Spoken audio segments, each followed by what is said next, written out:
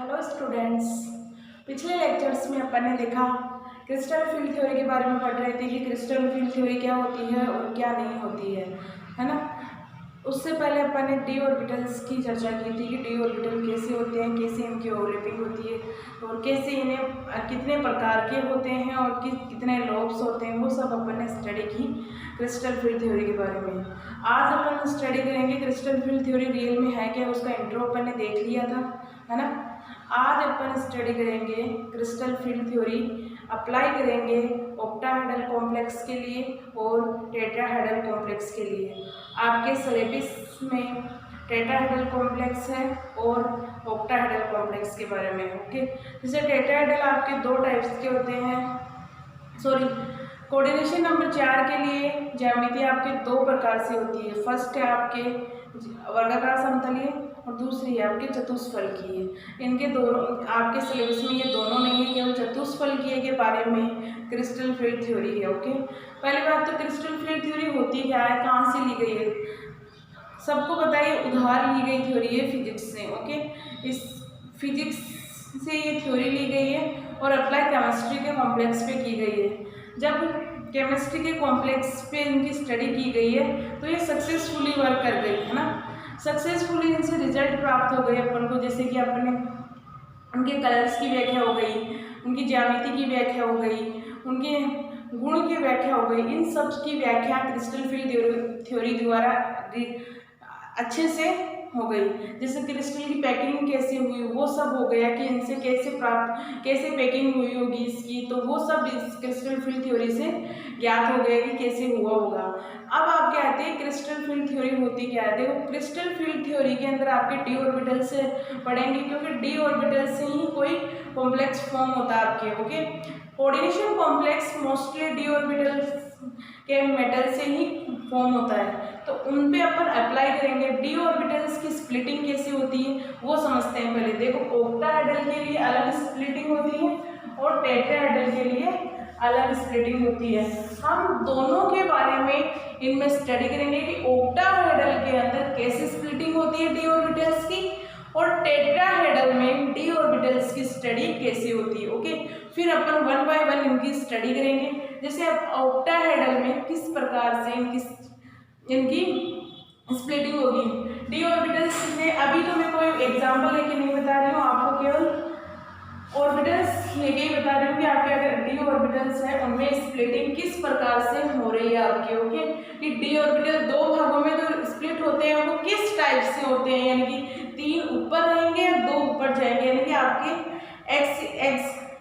Axis पे है जो आपके डी ऑर्बिटल वो है और एक्सिस के बीच में है उनके ऑर्बिटल, यानी कि 2 ऑर्बिटल्स आपके ऐसे थे डी ऑर्बिटल जो एक्सिस के बीच में थे, यानी कि एक्सिस बिटवीन थे। Okay, in between. ओके, और जो टेट्राहेड्रल और जो एक्सियल थे आपके वो 3 थे। तो इस तरीके से अपने पास 5 डी ऑर्बिटल होते हैं। अब मैं अगर 5 डी ऑर्बिटल्स को इसे बोल दूँ D X Y, D Z X, D Z Y, इसे बोल दूँ D X square Y square और इसे डी जेड स्क्वायर। ये आप मान सकते हैं किसी ऑर्बिटल को, क्योंकि कंफर्म नहीं है कि कौन सा ऑर्बिटल कौन सा है। ओके, डी जेड स्क्वायर आगे भी आ सकता है, पीछे भी रह सकता है, कहीं भी रह सकता है, मानने पर है कि कौन सा ऑर्बिटल किसे कैसे मान रहे हो आप। ओके, तो अपन इनकी स्प्लिटिंग करेंगे। तो ऑक्टाहेड्रल कॉम्प्लेक्स में इनकी स्प्लिटिंग 3 नीचे रहते हैं, 2 ऑर्बिटल ऊपर रहते हैं आपके। ओके, यानी कि आपके जो एक्सियल ऑर्बिटल्स थे,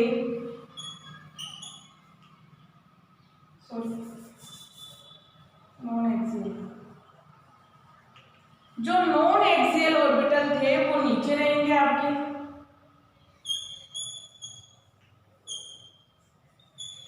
और जो एक्सियल ऑर्बिटल थे 2 ऑर्बिटल वो ऊपर रहते हैं। यानी कि यहां रहता है आपके D X Y, D Z X और D Z Y. Okay, 3 orbital आपके नीचे रहते हैं, 2 ऑर्बिटल ऊपर।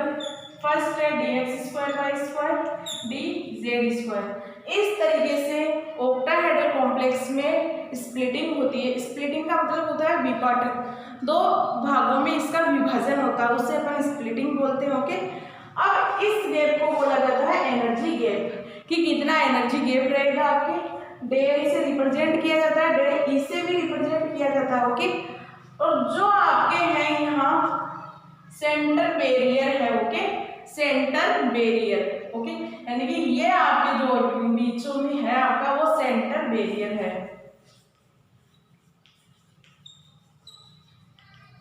Centre barrier. अब इनमें एनर्जी गैप भी अलग अलग होता है, यानी कि ये एनर्जी गैप सेंटर बैरियर से लें तो दोनों में डिफरेंट होता है। ओके, यहाँ होता है -0.4 और यहाँ होता है 0.6।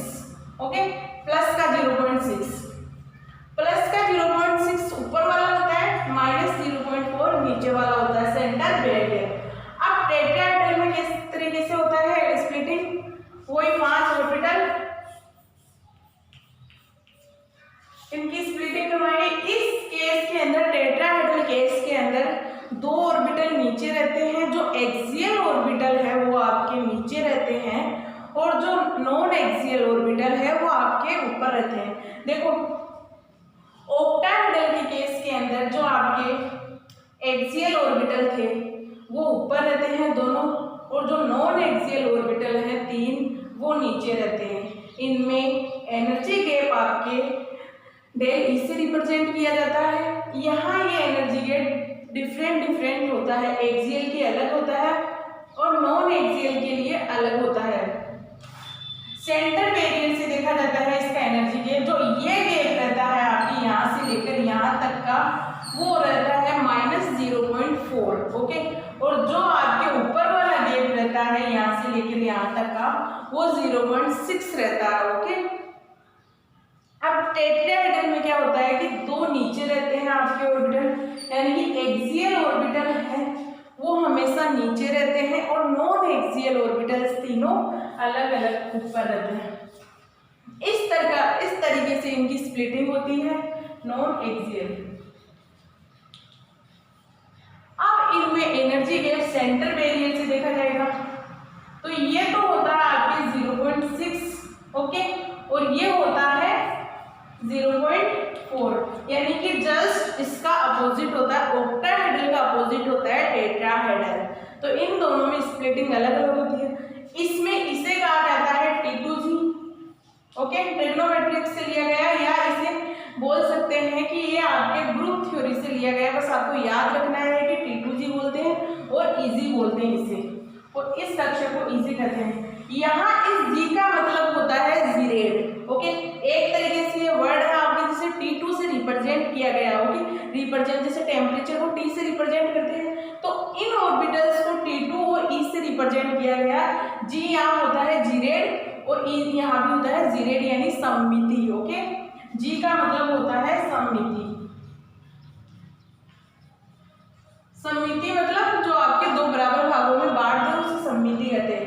लेकिन टेट्राहेड्रल के केस के अंदर यहाँ इसे T2 कहा जाता है, ऊपर वाले को T2 कहा जाता है, और इसे E से ही रिप्रेजेंट किया जाता है, क्योंकि ऑक्टाहेड्रल कॉम्प्लेक्स के अंदर पैकिंग जब करते हैं तो एक सममिति की तरह होती है, यानी कि जीरेड होती है वो, जबकि टेट्राहेड्रल के अंदर पैकिंग करते हैं आप, है ना, क्रिस्टल पैकिंग होती है आपके, वो अनजीरेड रहती है, इसलिए इसे ई से रिप्रेजेंट किया जाता है, ऊपर वाले को T2 से रिप्रेजेंट किया जाता है।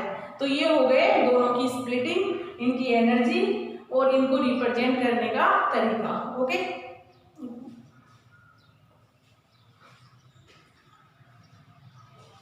अब आपके आता है कि अलग अलग एग्जांपल्स में किस तरीके से इनमें इलेक्ट्रॉन फिल करेंगे। मान लो आपके D1 कॉम्प्लेक्स है।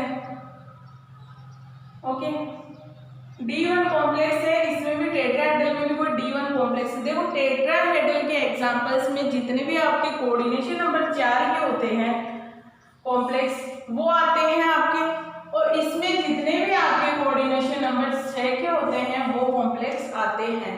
जैसे कि मेटल के पास यहाँ कोई लिगेंड कितने जुड़े होंगे, 4 लिगेंड जुड़े हुए हो किसी मेटल के पास, तो वो टेट्राहेड्रल कॉम्प्लेक्स होता है। और कभी कभी आपके वर्गाकार समतलीय कॉम्प्लेक्स भी होता है, लेकिन वर्गाकार समतलीय कॉम्प्लेक्स के अंदर स्प्लिटिंग, क्रिस्टल फील्ड क्षेत्र की स्प्लिटिंग डिफरेंट टाइप की होती है, बहुत ज़्यादा डिफरेंट टाइप की होती है। ओके, तो इन सबसे अलग होती है वो। ओके, जो आपके सिलेबस में नहीं है, फाइनल ईयर में आपके आएगी। ओके, तो इससे मेटल लिगेंड, किस लिगेंड कितने होंगे? 4, और यहाँ आपके मेटल लिगेंड होंगे 6, कोई से भी हो सकते हैं आपके इसमें। तो ओके, अब आपके जो एक्सेप्शनल केस होते हैं कि जिनमें विकृत अष्टफल किए, इनमें क्या होगा, इनमें क्या नहीं होगा, वो आपके बस एग्जाम्पल से जो बाद में अपन चर्चा करेंगे किस तरीके से होते हैं। तो अब अपन इनमें अगर फील करें इलेक्ट्रॉन्स, मान लो D1 ऑर्बिटल है जिसके अंदर कोई एक इलेक्ट्रॉन है, यानी कि एक कोई मेटल है, उस मेटल का इलेक्ट्रॉनिक विन्यास आपके D1 है, यानी कि लास्ट ऑर्बिटल्स यानी लास्ट इलेक्ट्रॉनिक विन्यास जिसका अपन बोलते हैं वैलेंस इलेक्ट्रॉन, उसमें एक ही है। तो उस कंडीशन में इलेक्ट्रॉन किस तरीके से फील करेंगे? ओके, तो एक इलेक्ट्रॉन यहाँ, तो एक इलेक्ट्रॉन जो होता है वो नीचे ही आता है आपके। ओके, तो इस तरीके से इनमें फील करेंगे, और इनमें अगर एक इलेक्ट्रॉन है तो वो नीचे वाले इलेक्ट्रॉन्स आएंगे, नीचे में आएंगे। ओके, तो इस तरीके से इनमें फील किया जाता है। और अगर आपके कोई लिगेंड, एक मिनट निकाल दीजिए,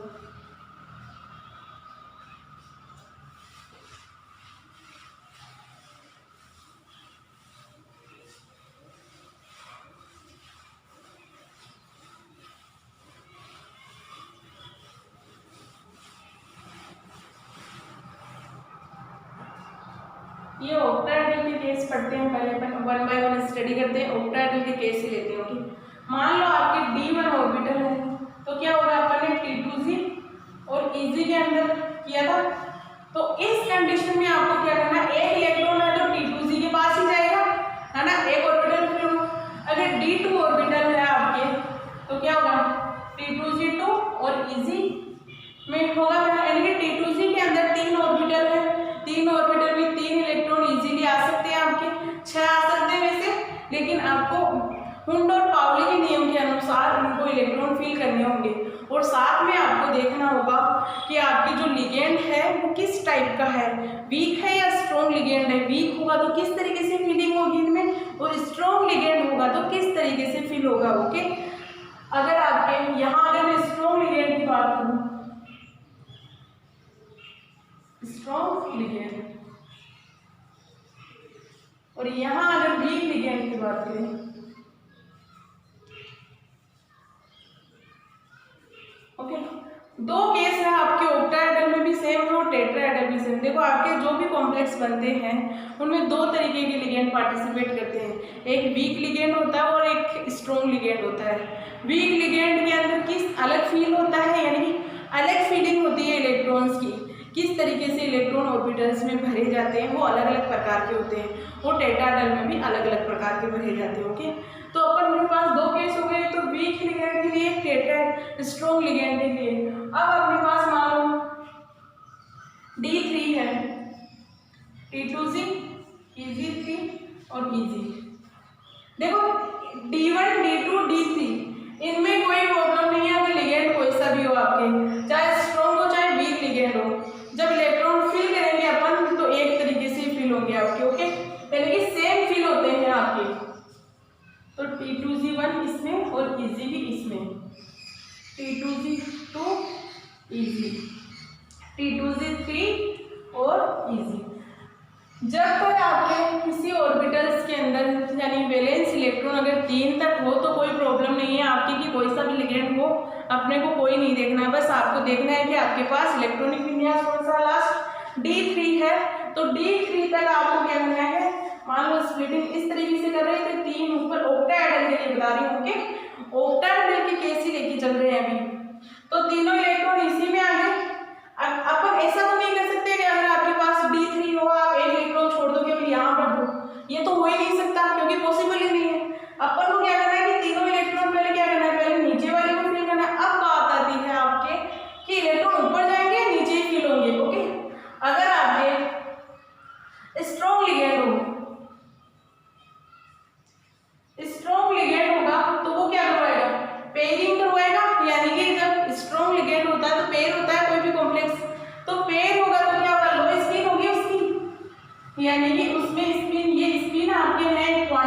नंबर, जब क्वांटम संख्याएं आप पढ़ते थे 11th-12th में, तो वो ये स्पिन किस तरीके से निकाली जाती है। देखो, अगर आपके किसी ऑर्बिटल में एक इलेक्ट्रॉन है तो उसे हाफ रिप्रेजेंट करते हैं, ओके, हाफ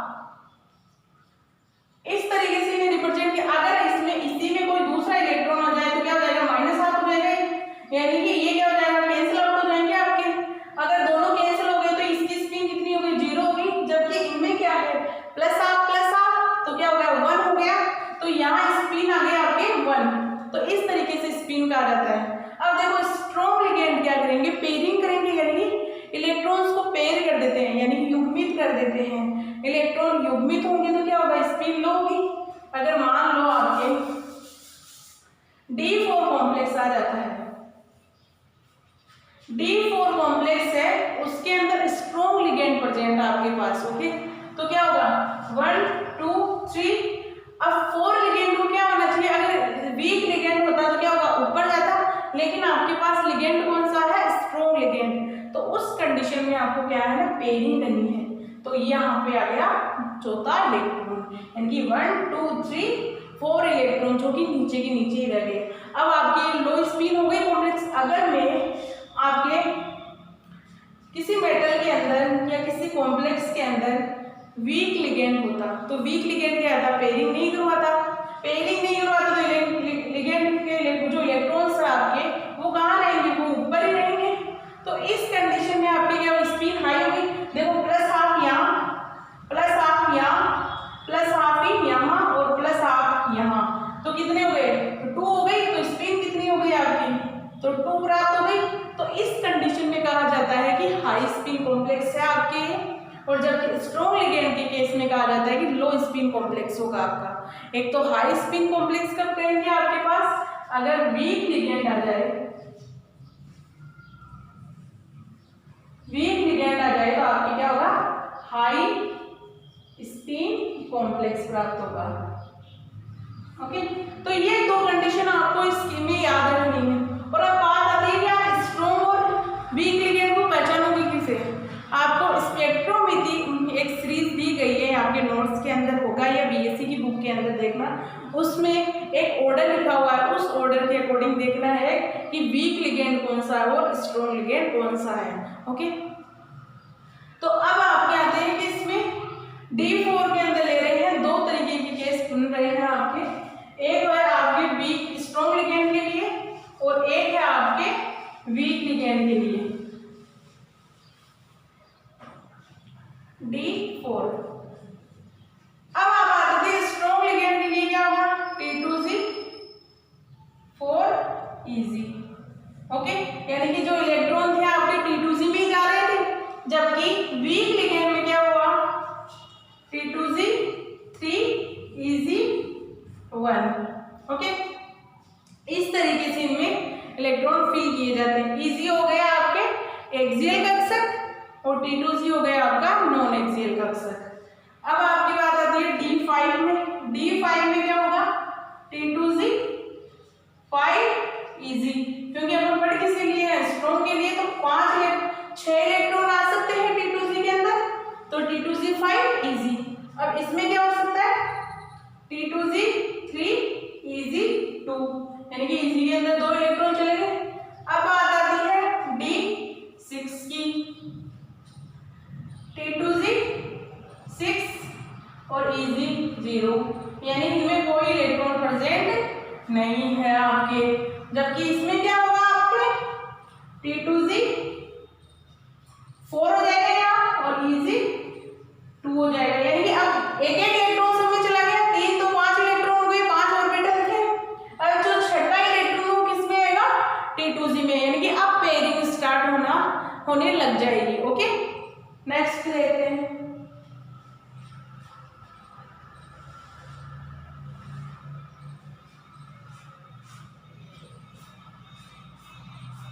यानी कि D6 के कॉम्प्लेक्स तक अपन स्टडी करी। अब देखेंगे अपन D7 में क्या होगा। D7 के अंदर D7 में क्या होगा आपके, जो आपके कितने इलेक्ट्रॉन आ गए थे, 3, यहाँ 6 इलेक्ट्रॉन हो जाएंगे, क्योंकि 6 इलेक्ट्रॉन आ सकते हैं, एक इलेक्ट्रॉन किसमें चला जाएगा, इजी में, यानी कि अब जाना स्टार्ट होगा इजी ऑर्बिटल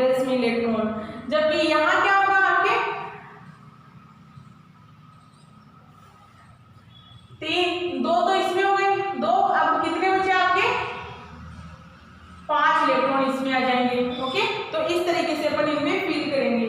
अब यहाँ क्या आएगा D8 के अंदर, D8 में क्या होगा 6 इलेक्ट्रॉन यहाँ आ गए और 2 इलेक्ट्रॉन यहाँ आ जाएंगे इजी में, जबकि यहाँ पर क्या होगा 6 इलेक्ट्रॉन इसमें हो जाएंगे और 2 इलेक्ट्रॉन इसमें रह जाएंगे।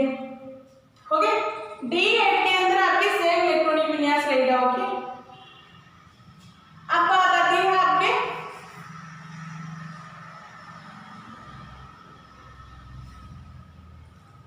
D9 में। D9 में क्या होगा 6 इलेक्ट्रॉन इसमें और 3 इसमें आ जाएंगे, और जबकि इसमें क्या होगा आपके 6 इलेक्ट्रॉन इसमें 3 ही इसमें आ जाएंगे, क्योंकि 6 के 6 फिल हो गए पहले, फिर आपके 3 जो रहे वो ऊपर वाले में चले गए, क्योंकि पेयरिंग स्टार्ट हो जाती है ना। अब D10 में क्या होगा आपके 5 5, 6 इसमें रहेंगे 4 इसमें रहेंगे, इसमें भी क्या होगा 6 इसमें रहेंगे और 4 इसमें होंगे। इस तरीके से इनमें इलेक्ट्रॉन की फिलिंग होती है, यानी कि इलेक्ट्रॉन भरे जाते हैं किसी भी स्प्लिटिंग करने पर ऑक्टाहेड्रल कॉम्प्लेक्स के लिए। लगभग इनमें सेम होता है, केवल आपको लिगेंड्स का देखना है कि लिगेंड आपके स्ट्रॉन्ग होगा या वीक लिगेंड होगा। ओके, तो इस तरीके से अपन फिल करते हैं। अब 1 बाय 1 अपन एग्जांपल लेके देखेंगे कि ऑक्टाहेड्रल में किस तरीके से वो भरे जाते हैं आपके। ओके,